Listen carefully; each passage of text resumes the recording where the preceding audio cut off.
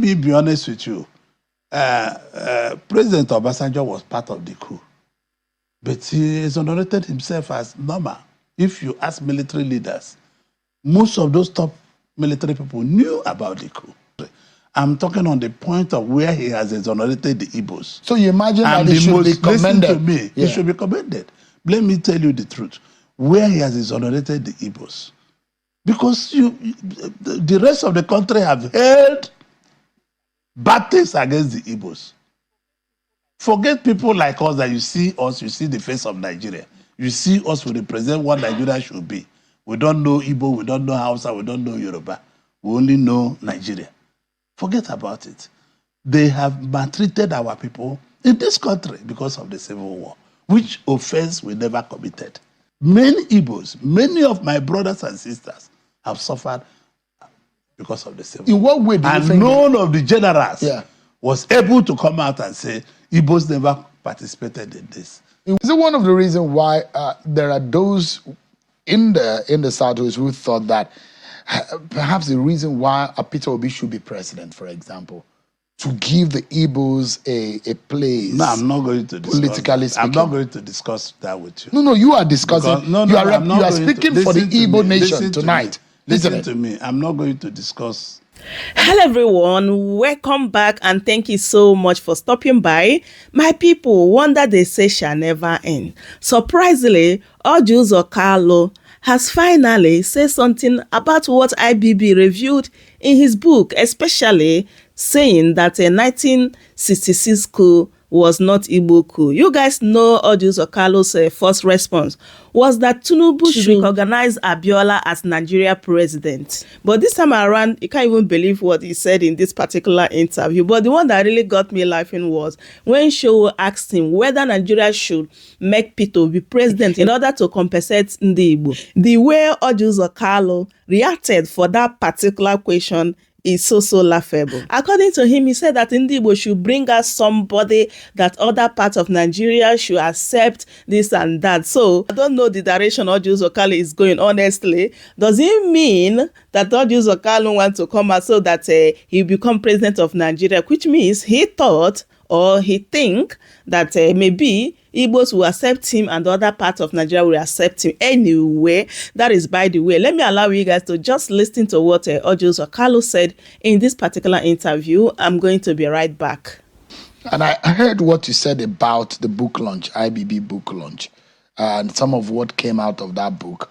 And of course, yesterday we had Senator Olusola Adeyeye, who was incidentally was the chief whip before you, was the chief whip in the 8th Senate. You were the chief whip in the 9th Senate. And he said a lot of things about the IBB era, and when he was in the House of Reps, the third time, you had your own issue with, Obasanjo third time, and you had your own issue with Obasanjo.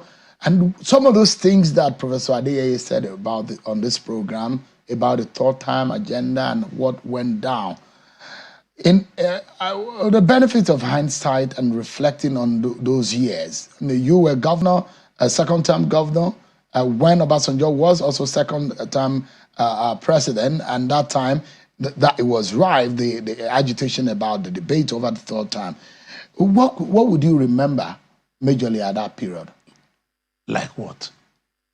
Tell us. Like what? You are not asking. You are just talking to yourself. No, really? You are talking to yourself. I'm asking you a question, except you are dodging from answering. No, you have not asked me any question. I'm asking about the third time agenda. Oh, the third time. There was a reflection by Senator Adeyeye on this program about I didn't some of watch, the politics and how I didn't watch what Senator Adeyeye democracy. I can't comment on what Senator Adeyeye on the Babangida's book. I think Nigerians are very unfair to Babangida. Really? Yes, because Babangida came out. When I said that the story is not complete, I wanted President Babangida to write more of the stories, because the story had not finished. Because it just looked that maybe Babangida is trying to tell you a story. No. There are more to the story. There are officers who ask Babangida, no, you cannot hand over to this man. There are people. This is why we needed. Nigerians are not very fair to Babangida. He came out on his own to say things that nobody ever said, that we could have respected people to say things he said. For example, what he said about the Igbos, that the military coup was not Igbo coup. And people have held the Igbos on ground for this particular sin, which they never committed. Major Kaduna Nzogwu never spoke Igbo, although he's from Igbo land. He was born and bred up in Kaduna. And his name was Major Kaduna Nzogwu. And he was just a forthright officer who wanted a new Nigeria, and with other people. Even people you think, let me be honest with you, President Obasanjo was part of the coup, but he exonerated himself as normal. If you ask military leaders, most of those top military people knew about the coup.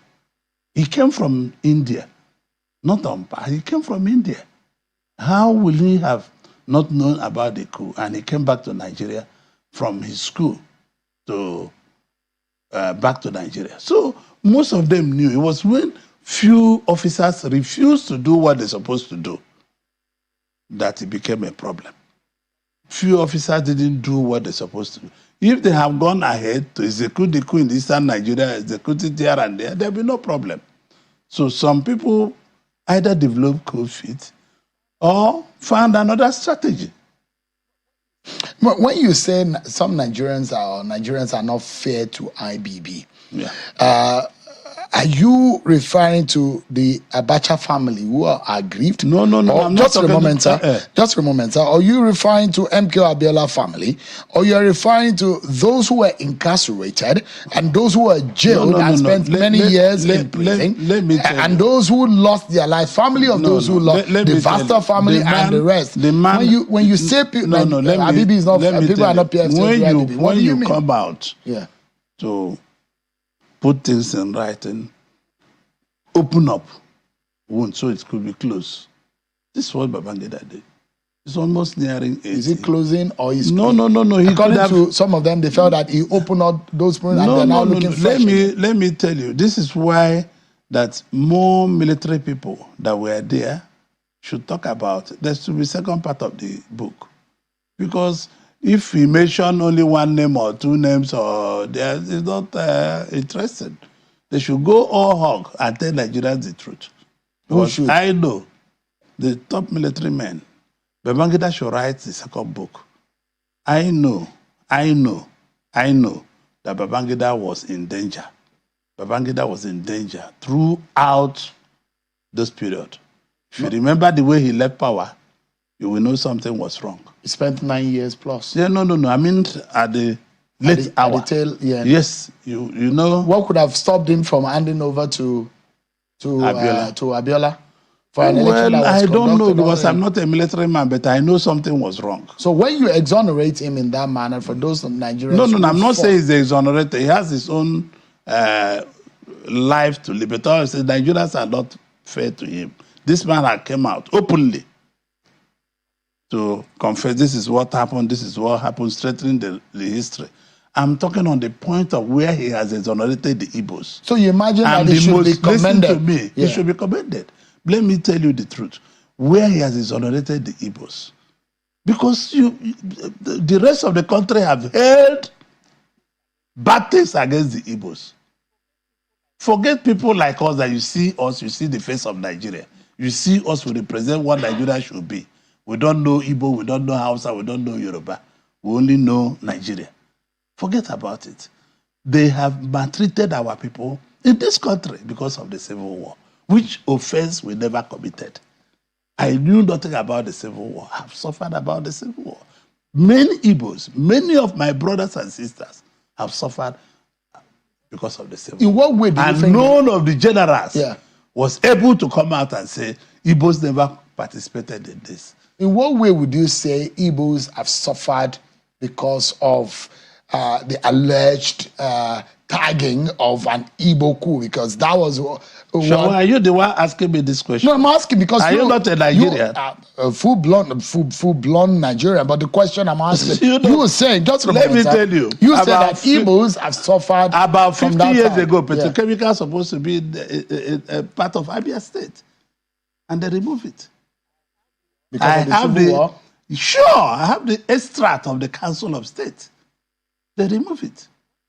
A lot of are you not why are you? Let's come on. You must tell yourself the truth. I'm just asking you the question. No, because you also tell yourself the truth. There are also. Are you the one saying just for a moment, sir? Just for a moment, sir. When last when you made Igbo man to sensitive position in this country, people, because they say that Igbos planned the coup, people were afraid. So you imagine that there is a kind of distrust. Yes, of course. Politically speaking. Politically, economically, socially, everything. Some of us keep quiet, not because we don't know what to say. We just keep quiet, let the sleeping dog lie. Not because we don't know what to say. You know the way people maltreat the Igbos in the polity. We don't want to be talking about this because I think that in our schools, in everywhere, we should go back to write a history, full history of the Civil War, write history of everything that Nigeria, that we should teach our children history in school. Otherwise, we will not heal. This country needs to be healed, and this country needs to be one. Unless we are one, faced by competition, the country will still be limbering. It's about 55 years or so when the Civil War ended, 1970. It started in 67. You are as old as Nigeria. You were born in the same year Nigeria got its independence. Yes. In all of these years, there is this feeling that, there is marginalization of the Igbo man. And politically speaking, he's been sidelined. And perhaps there are those who are asking for a creation of state. But if the wrongs are to be corrected, in what ways? And you are a major voice in the national. You are playing the federal politics now. You are in the ruling party. Yes. The president is your friend. Yes. You were in the same class of governors of 1999 and 2023, 2003. But I'm asking you, I mean, there is a reason why I'm asking the question. Because if you are speaking to President Tinubu, for example, you can remind him of being in the same class, of being a governor in the first instance. So there is a sense of, there is a connection. Being a governor is that he's my personal friend, so it's not about government. I've known him before we became governor. So, but we're very close. If you know somebody on a certain level, you should be able to relate with them. Yes. And the question I'm asking is that if there are things that you think has made the Igbo man being relegated or marginalized, in what way do you think this can be corrected? You are playing national I have politics already now. spoken to President Tinubu, and this is not what I will tell you openly. He knows. I'll discuss it with him. After the IBB book, autobiography? Yes, so he knows. He knows. So it's not. Does it include that there should be a 6th Southeast state? Of course, Aniomba state should be created. The 6th Southeast state is the only state that will be viable to be created in the Southeast. Aniomba are Igbos, and they never said they are not Igbos. The 6th Southeastern state should be created, and they had to go to Aniomba with some other states in Onitsha and everywhere. They become a state. Delta rivers? Yes. But not rivers, but Delta mostly. There are some rivers, there are some Igbos who identify as Igbos also in no, you Delta cannot state. just go to jump somewhere, go to the other place. You first do this side. And possibly so there should be an Anioma state? There should be an Anioma state. To be forthright, there should be an Anioma state. Is that part of what you discussed with President Tinubu? No, but there shall be an Anioma state. What are those things you discussed? I cannot tell you. It's personal. Okay, it's a personal issue. Yes. So no, I won't pry into that. You don't. But can you? Of course, I mean, I'm not asking you to discuss whatever it is that is personal between you and the president. But what are those things? The president is committed to bring justice to all Nigerians, not to some Nigerians. Did he accede to your request? No, he cannot tell me yes or no. But I'm telling you, the president is committed of bringing justice to all Nigerians. He wants to address issues that affect every facet of this country. He's committed.